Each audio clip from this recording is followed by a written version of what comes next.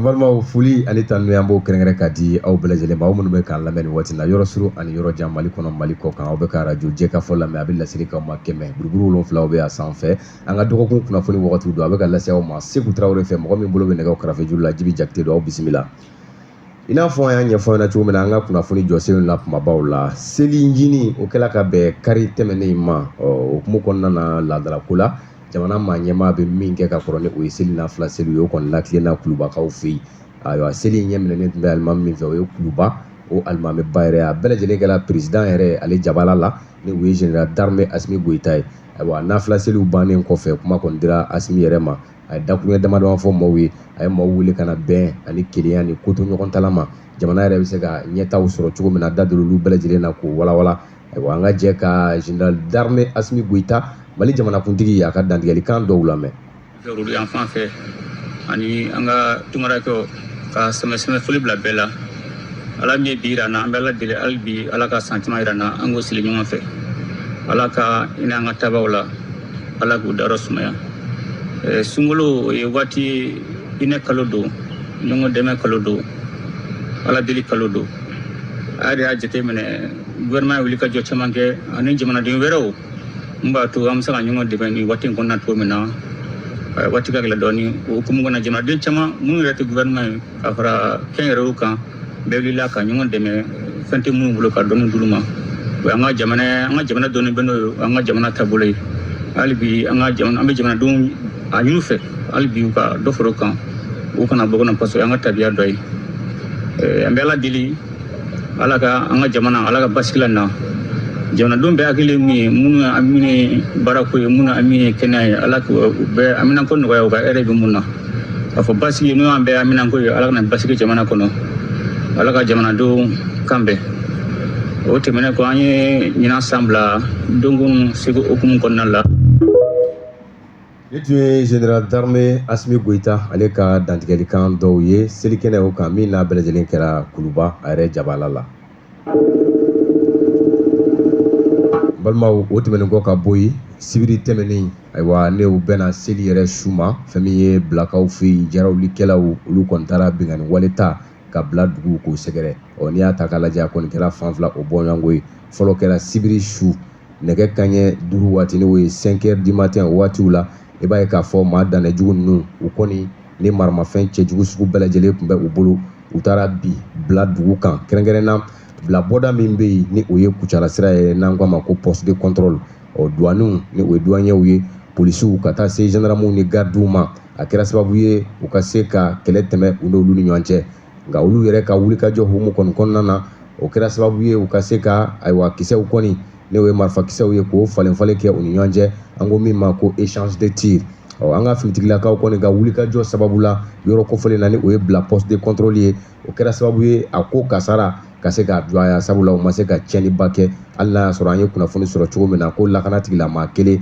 o ni tora a ko la o tɛmɛnen kɔ ka bɔ yen tile 2 o kɔ maa danɛjugu kelen ninnu tilala ka taa bi bila kan ni o ye gardiw jabala min bɛ yen ni o ye gardikan ye k'u taara ben yen fana kan nɛgɛ kanɲɛ 10 tɛmɛnen ni sanga 30 o bɔɲɔgɔnko ye 0h30 o waatiw la o waati min na u taara n'u tun bɛ maramafɛnw motow ka taa se mɔbiliw ma n'o ye pick-up ye maramafɛnjugu n'o fana tun bɛ u bolo u taara ka se ka mugu ni kisɛ k'o kongoli daminɛ bila gardikan o la a kɛra i b'a fɔ olu fana kun kɔngɔnman bɛ k'u kɔnɔ olu fana bɔra ka fara lakana tigilamaa tɔ minnu fana bɛ yen u bɛɛ lajɛlen jɛra k'u tɛgɛ di ɲɔgɔn ma nin maa jugu ninnu ka se k'u kɛlɛ finitigilakaw ka wulikajɔ fanga bonyanen kɔni kɔ o kɛra sababu ye maa ninnu u ye boli fisaya ni jɔli ye hukumu kɔnɔ sa bilakaw kɔni bɛ ka wele bila nin waati na ka ɲɛsin jamana maa ɲɛmaw ma u bɛ se ka olu yɛrɛ kulomagɛn cogo min na ni fɛn caman ye lakana ko ta fanfɛla la u ka o fanga bonya o tɛmɛnen kɔ ka bɔ yelen fana ka se ka don u ka gudɔrɔndaw la an ko min ma ko éclairage public sabula a ɲɛmaa dɔ ka fɔ la u y'a jira k'a fɔ dibi de bɛ bila kɔnɔna na wa o de bɛ kɛ sababu ye jarawulikɛlaw ka nin wale ninnu k'a juguya sabula u t'i ye u natɔ ayiwa kunnafonidila dɔ tilala k'a jira an na ko kura k'a fɔ kabi waati jan nin jarawulikɛla ninnu bila dugu kɔnɔna dɔrɔn tɛ nka bila mara minnu bɛ yen u bɛ munumunu salo kɛ nin yɔrɔ kofɔlen ninnu caman na o dɔ ye Falo ye ni ale yɛrɛ ye bila o cercle o commune dɔ ye o tuma ko jarawulikɛlaw kɔni bɛ munumunu na nin yɔrɔ ninnu na u bɛ ka wele bila faamaw ma halisa u k'u kulomagɛn ka ɲɛɲiniw kɛ maa minnu sen bɛ nin ko ninnu na ani nin ko in a bɛ se ka bali cogo min na ɲɛ jɔnjɔn kelen bɛ se ka sɔrɔ o la.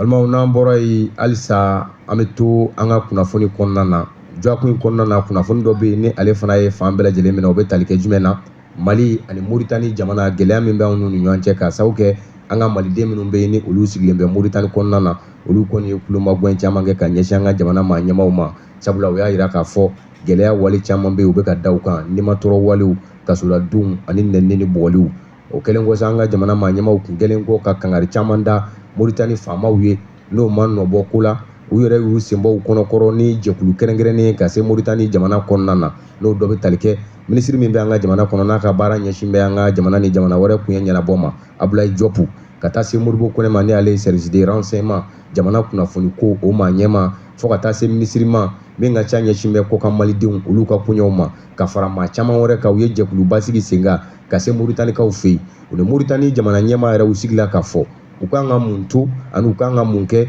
maliden minnu bɛ yen n'u sigilen bɛ Mauritanie jamana kɔnɔna na olu ka lakana bɛ se ka sabati ani bɛnkanni wale min bɛ ta k'u sɛgɛrɛ o bɛ jɔli kama ko in kuncɛlen Abdoulaye Diop ale ye dakuɲɛ damadɔ fɔ an ɲɛna ko in kan an ka jɛ k'o lamɛn. N'o ye général d'armée Assimi Goïta o tɔgɔ la a ye ne ni an jɛɲɔgɔn Musa Gatayɛri ani an ka sécurité ɲɛma n'o ye Modibo Kone an bɛɛ nana ɲɔgɔn fɛ an ka jamana ɲɛma tɔgɔ la ani an ka délégation jamana ɲɛma ye kuma dɔ an da pour que an ka na o ci lase a jɛɲɔgɔn n'o ye son excellence Mohamed Ould Cheikh El Ghazouani n'o ye République islamique de Mauritanie o jamana ɲɛma ye ci ni a kunba ye fɔlɔ ka na k'a jira k'a fɔ Mauritanie ani Mali jamanaw dɔ don fɛn ko caman b'u don u kala ɲɔgɔn na a sigiɲɔgɔnya b'a la teriya b'a la balimaya b'a la o kana fɔlɔ k'o foli bila k'a jira k'a fɔ Mauritanie jamana ɲɛma fana k'a fɔ a ye ko ale général d'armée Assimi Goïta ale ka hakilinata ani ale ka laɲini ye Mali ani Mauritanie gɛlɛya mana na cogo cogo olu fila kan ka se k'u bolo di ɲɔgɔn ma ka o gɛlɛya nu nɔgɔya o an ka jamanadenw ma an bɛna wagati min fana na ko ka hakili jigin kɛ k'a fɔ taa ni jamana ɲɛma a ye cɛsiri caman kɛ Mali ka kɛlɛɲa o batuli la mais an bɛna bi ci min na o nana contexte dɔ kɔnɔ n'o ye k'a fɔ an ka jamanaden caman bɛ Mauritanie yan nɔ olu lagɛnna k'u lasegin ka na an ka jamana kɔnɔ a fɔra k'olu fana gɛnna ka bɔ yan nɔ dɔw yɛrɛ ko k'olu ye gɛlɛya caman sɔrɔ la ko maltraitance ko ni fɛnw bɔra la donc jamana ɲɛma kɔ an n'u kana kuma pour que an ka faamuyali sɔrɔ a la k'a lajɛ ɲɛ bɛ se ka sɔrɔ o ko la cogo min Mauritanie jamana ɲɛma o y'a jira k'a fɔ olu ka jamana n'anw ka jamana a bɛɛ ye jamana kelen de ye an bɛ baara kɛ hakilina kelen de la olu ka jate la bɛnkan sɛbɛn de bɛ an ni Mauritanie cɛ n'o bɛnkan sɛbɛn ni bolonɔ bilala depuis 1963 san 3 Mali ka yɛrɛma hɔrɔnya kɔfɛ donc o fana relation particulière de b'u ni Mali cɛ donc u y'a jira k'a fɔ gɛlɛya fɛn o fɛn kɛra olu kɔni bɛna sɛgɛsɛgɛliw k'a la pour que k'a ye mais ale yɛrɛ ka laɲini ani a ye a hakilinata min di a baarakɛɲɔgɔn ma o kɔrɔ ye ko Mali gɛlɛya kana se maliden si ma baara minnu ni gɛlɛya bɔra la a y'a jira fana k'a fɔ maliyɛn fɛn o fɛn bɛ yan olu bɛ maliyɛnw bɛɛ bisimila. Ayiwa nin tun ye monsieur Abdoulaye Diop ye ale ye minisiri ye min ye an ka jamana ni jamana wɛrɛ kun ye ɲɛnabɔ minisiri ye. Walima an bɛ to kunnafoni kɔnɔ halisa kabi ngalamisa ayiwa n'o bɛnna avril kalo tile 3 ma san 2025 lajɛ belebele tun bɛ sen na Irisi la jamana ka kɛrɛnkɛrɛn na u ka faaba la ni o ye Moscou ye a bɛ tali kɛ min na o de ye jɛkuluba min n'o bɔra cɛncɛnfuga jamana 3 la ka u kunda Irisi la jamana kan ni o ye Mali Burkina ani Niger ye nin na sa fɛn min ye Mali ta ye maa min tun bɛ ka o jɔyɔrɔ fa o ye minisiri Abdoulaye Diop de ye min ka baara ɲɛsin bɛ an ka jamana ani jamana wɛrɛ kun ye ɲɛnabɔli ma fɛn min ye Burkina ta ye sa o ɲɛ minɛnen tun bɛ maa min fɛ o ye karamɔgɔ Jean-Marie Traoré ye ale fana ye minisiri ye min ka baara ɲɛsinnen bɛ ayiwa Burkina Faso jamana ale ni jamana wɛrɛ o kun ye ɲɛnabɔli ma Nigeri jamana o ɲɛminɛnen bɛ maa min fɛ o ye Bakari Yawu Sangare ye ale fana ye o minisiri kelen ye Nigeri jamana kɔnɔna na nka ninnu bɛɛ lajɛlen faralen ɲɔgɔn kan u ka ɲɛmaaya tun bɛ maa min bolo o ye Abdoulaye Diop ye ni o ye Mali ta minisiri ye o kun t'an bɛ lajɛ min na o de ye Russie jamana yɛrɛ tun kɛn bɛ ka wele min bila cɛncɛnfuga jamana 3 ma u ka se ka taa olu fɛ yen u ka jateminɛ kɛ kow la u ka baara taabolo a bɛ se ka yakubaya cogo di ka taa fɛ ayiwa cogo min na yiriwa o bɛ se ka don nin jamana ninnu kɔnɔna na ayiwa o bisimila maa min fɛ o ye Sergei Lavrov ye ni ale yɛrɛ ye Russie jamana minisiri ye min ka baara ɲɛsinnen bɛ ayiwa Russie jamana ani jamana wɛrɛ ko ɲɛ o ɲɛnabɔli ma u y'a jira k'a fɔ laɲini kelen ani kungilenna kelen min bɛ u ka nin taama in na dɔwɛrɛ tɛ dɛ teriya min ani ɲɔgɔn dɛmɛ ani jɛka baara min bɛ Confédération AES ni Russie jamana fédération ni ɲɔgɔn cɛ ka se ka lajɛ ko halisa k'a yakubaya ka taa ayiwa ɲɛtaa ka sɔrɔ baara ninnu na sira caman kan o dɔ la lakana b'o la n'an ko a ma ko sécurité ayiwa ka taa se ayiwa jɛɲɔgɔnya baara caman olu fana b'a la fo ka taa se dun ka fa o sabatili olu bɛɛ lajɛlen bɛ a kɔnɔna na fo ka taa se sɔrɔ o bosoli k'o walankata ka yiriwa cɛncɛnfuga jamanaw kɔnɔna na o bɛɛ lajɛlen b'a la a ka kɛ baara ye ayiwa baara min na ni bɛɛ lajɛlen b'i ta sɔrɔ a ko la n'an ko a ma ko partenariat gagnant-gagnant ayiwa ko in sigi kɔni a kɛra bonya ni karama ye sabula Abdoulaye Diop kɛlen ka kuma ta a ye sinsin min kan o de ye ka foli kɛ ka ɲɛsin Russie jamana ma sabula o y'a jira k'a fɔ diɲɛ kuru n'a kara bɛɛ n'i y'a ye jamanaba fɔlɔ min bɛ yen n'ale sɔnna k'a fɔ k'a bɛ cɛncɛnfuga jamana 3 lakodɔn ni o ye AES ye k'o ye Russie jamana ye wa a tilala ka jalakili ta ka bin Ukraine jamana kan sabula u y'a jira k'a fɔ Ukraine jamana ye min ni jarawulikɛlaw don n'u bɛ o baaraw kɛ kosɛbɛ k'u y'o dɔ kɛ Mali la o bɛ danganiya di olu ma u tilala ka layidu ta k'a fɔ nin kɔni ye ko daminɛ ye n'Ala sɔnna donna nataw la ni kura o kɔni na fiyɛ olu yɛrɛ ni Russie jamana ka baara la ayiwa jamana ninnu bɛɛ lajɛlen ka ɲɛta o bɛ se ka sabati cogo min na.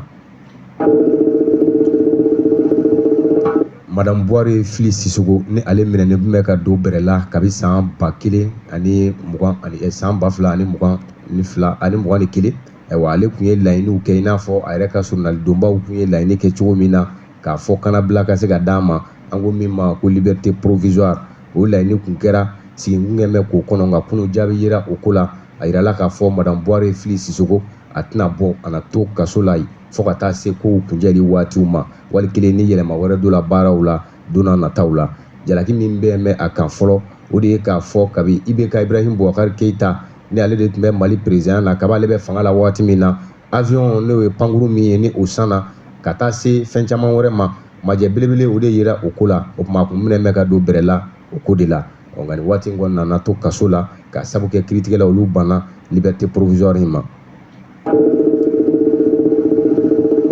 Balimaw n'an bɔra yen halisa an bɛ to kunnafoniya kɔnɔna na ayiwa dɔgɔtɔrɔsoba min bɛ anw ka jamana kan n'an ko a ma ko hôpital Gabriel Touré n'a bɛ Bamako yan ayiwa o cakɛlaw tun bɛ baara bila la dɔgɔkun in kɔnɔna na a kun tun ye jumɛn ye u baarakɛɲɔgɔn dɔ n'an ko min ma ko professeur Burulayi Samake ale tun minɛnen bɛ k'a fana don kaso la k'a sababuya kɛ dugukoloko mankan ye o kɛra sababu ye sa fɛn min ye a cakɛɲɔgɔn dɔgɔtɔrɔ minnu bɛ yen olu kɔni tun ye baara bila kɛ o hukumu kɔnɔna na u tun ye wele bila kunnafonidilaw ma ka se ka walawalali kɛ u la Burulayi yɛrɛ minɛna kun jumɛn de la ani laɲini jumɛn de bɛ olu yɛrɛ la u ka baara bila in ko la u y'o walawala an ye u ka lafasali tɔn jɛkulu min bɛ yen n'an ko a ma ko syndicat o cɛden maa fila y'o hakililaw di an ma an ka jɛ k'o lamɛn. Kasa min b'an kan o tɛ dɔwɛrɛ ye an balimakɛ an teri an baara ɲɔgɔn n'u y'o minɛ k'o datugu injustement et illégalement donc o dusukasi de b'an kan an bɔkun ye o de yaasa u ka se ka solution ɲini la le plus rapidement que possible o ye Burulayi Samake professeur Burulayi Samake u bagara ma ko a ye dɔ ka dugukolo ndaraki dugukolo in ye Gabriel Touré ka dugukolo de parce que Gabriel Touré syndicat de ye dugukolo in ɲini depuis 2005 titre bɔra la 2015 bon minnu y'u ta sara ka ban olu ka papiers b'u bolo mais minnu ta ma sara ka ban olu bɛ ka continuer k'a sara caman bɛ ka continuer k'a sara Burulayi b'o o mɔgɔw de fɛ ni mɔgɔ i minɛna ka don kaso la i tɛ se ka to kaso la ka furakɛli kɛ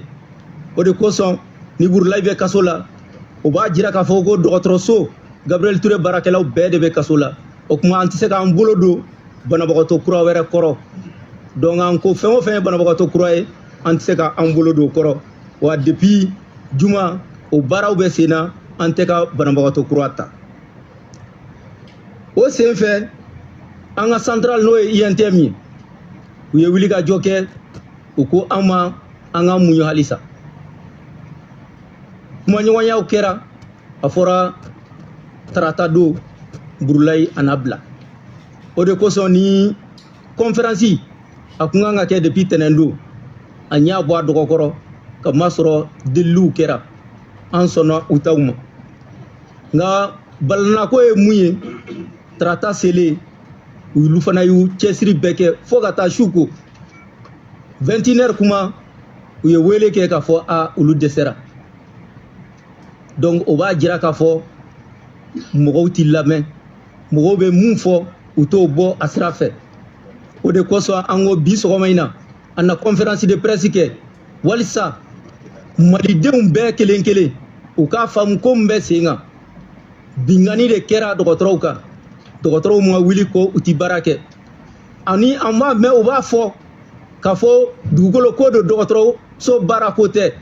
ayi dɔgɔtɔrɔso syndicat o de ye dugukolo in sɔrɔ o de y'a kɛ dɔgɔtɔrɔso kungo ye. Wa ni tun ye Gabriel Ture mɔgɔw ka lafasali jɛkulu min bɛ yen n'o ye syndicat ye u ka kuma lase nka an bɛ min da mɔgɔw tulo kan ayiwa professeur Burulayi Samake a yɛrɛ kɔni bilala kɛlɛ u jiginna so fɔlɔ sabula kiiri ma kɛ fɔlɔ a bilala n'an ko min ma ko liberté provisoire o dira a ma fɔlɔ yanni kiiri don cɛ o de la sa dɔgɔtɔrɔ ninnu fana u y'u ka kɛlɛ u y'a jigin so fɔlɔ baaraw bɛ ka kɛ kɛnɛyasow la nin waati in na.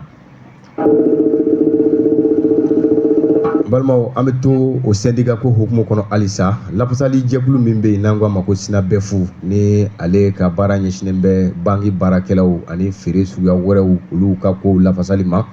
olu fana ye sɛbɛn bila min n'an ko a ma ko préavis de grève n'a bɛ se lɛrɛ 72 o bɔɲɔgɔnko ma n'u tilala k'a jira k'a fɔ n'u ka magow ma ɲɛnabɔ o kɔnɔna na u bɛ se ka tɛmɛ ni a ye fɔ ka se lɛrɛ 120 o bɔɲɔgɔnko ma a bɛ daminɛ waati min na o de ye avril kalo ye tile 17 san 2025 u y'a jira k'a fɔ u ka nin ɲɛbila baara bila sɛbɛn a bila kun tɛ dɔwɛrɛ ye dɛ k'a sabu kɛ k'olu baara ɲɔgɔn minnu minɛna k'u don kaso la n'a ma kɛ sariya kɔnɔ k'a sabu kɛ u minɛna u y'u ka baara dɔ de lakile o baara ɲɔgɔn dɔ ye jɔn o ye biro mu jɔpu ani Alasani Ture k'u minɛna k'a sababu kɛ u y'u ka baara kɛcogo u y'o de lakile o kɔni hukumu kɔnɔna na u tilala k'a jira ko kura ko baara u ka nin baara bila in a kun dɔwɛrɛ ye jumɛn ye u cakɛ ɲɔgɔn dɔ fana maa 100 ani maa 58 ɲɔgɔn na k'olu fana bilala ka bɔ baara la min n'a ma kɛ sariya kɔnɔ o kɛra cakɛda min fɛ o ye Ibi Farmu ye o tɛmɛnen kɔ ka bɔ yen ko fɛn min ye taji feere yɔrɔ min bɛ yen n'an ko a ma ko Petrobama ani Baraka Petroleum k'olu fana ye o dansago wale dɔ ta ka baarakɛla dɔw sɛgɛrɛ k'u bila ka bɔ baara la k'a sabu kɛ u kun ye laɲini dɔw kɛ o fɛn ninnu bɛɛ lajɛlen faralen ɲɔgɔn kan k'u b'a ɲini o bɛɛ de ka lakile yanni waati kofɔlen cɛ n'o ma kɛ ayiwa baara bila k'olu bɛ taa a la u ka kunnafoni kelen in kɔnɔ u tilala k'a jira ko kura k'u kɔni bɛ wele min bila jamana maa ɲɛmaaw ma o de ye olu kɛlen bɛ ka laɲini min kɛ nin ye a bɛɛ lajɛlen ka sabati ani k'u ka wulikajɔ bɛɛ lajɛlen kɛ cogo min na ayiwa tilenbaliya min bɛ jamana kɔnɔna na n'an ko a ma ko injustice o fana bɛ se ka dabila jamana kɔnɔ cogo min na jamana yɛrɛ ka ɲɛtaa kama o y'u ka kunnafoni kumaw ye. balimaw n'an bɔra yen dɔgɔkun in fana kɔnɔna na fɛn min ye samasamali dɔ ye o kɔni yela Alizeri jamana ani Mali jamana ni ɲɔgɔn cɛ o dɔ bɛ tali kɛ jumɛn na Alizeri tun ye kunnafoni dɔ bila k'a jira k'a fɔ k'olu ye pankurun min ni boliba t'a la aéronef a bɛ pan yɛrɛ ma k'o gosi k'o bɔ k'o bin u ka jamana kan min n'o tun y'i den ka don olu ka jamana kɔnɔna na ka kilomɛtɛrɛ 2 bɔ ɲɔgɔn kɔ k'o boli nka fɛn min ye Mali lakanabaaw ye olu fana ka kunnafoni yɔrɔ min bɛ u ka ɲɛmaayaso olu fana ye bataki kɛ u y'a jira k'a fɔ olu fana ka ayiwa pankuru dɔ min ni boliba t'a la aéronef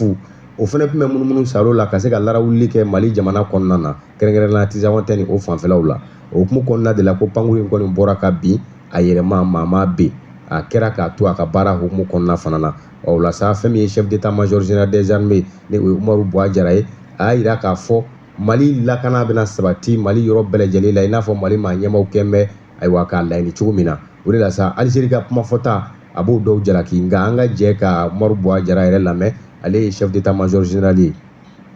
communiqué mun fɔra ko drone binna effectivement an ka communiqué de don état-major général ka communiqué de don et an y'a di DIRPA ma olu y'a publié filanan ye mun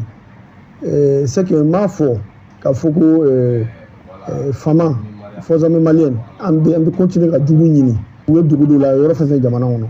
k'u ɲini k'u to u kana se ka ɲagata se mɔgɔ ma i n'a fɔ baara dira ma cogoya min na k'an ka jamana lakana ani jamanadenw lakana cogoya min na an bɛ k'o baara kɛ an n'an AES jamana tɔw ninnu Burkina ni Niger o cadre kɔnɔ an ye kibaruya de sɔrɔ kibaruya jɔnjɔn sɔrɔ tila ka recouper ka confirmer k'a fɔ ko terroriste ɲɛmɔgɔ baw u tun bɛ réunion na u bɛna réunion dɔ kɛ Tinzawatène an y'o renseignement sɔrɔ a président k'a fɔ u tun bɛ réunion tun bɛ yen yɛrɛ donc o de sababuya la an ye panneau min bila ka taa nin zone na ka t'u ɲini compte rendu fɛn fɛn nana kibaruya fɛn fɛn bɔra dugumala la ka na ne b'a fɔ jamana kɔnɔdenw k'a fɔ pankurun a tun bɛ ka baara kɛ Mali espace aérien kɔnɔ n'a fɔ kɔrɔlen an b'a kɛ cogoya min na n'an bɛ opérer sanfɛ Mali dan bɛ Mali frontière limite kɔnɔ an bɛ opérer o kɔnɔ o misaliya ye mun ye aéronef yɛrɛ binna yɔrɔ mun na an taara an y'a coordonné ta a coordonné taara yɔrɔ mun na a binna Mali territoire de kan o b'a jira k'a fɔ ko aéronef tun bɛ panna Mali jamana espace aérien de kɔnɔ n b'a ɲini mɔgɔ fɛ mɔgɔw ka pour le moment enquête bɛ sen na an b'a ɲini k'a dɔn mun kɛra yɛrɛ donc pour le moment an b'a ɲini mɔgɔ kana bin conclusion na rapidement welewelekan mun bɛ ka ɲɛsin malidenw ma o ye k'a fɔ maliyɛnw ye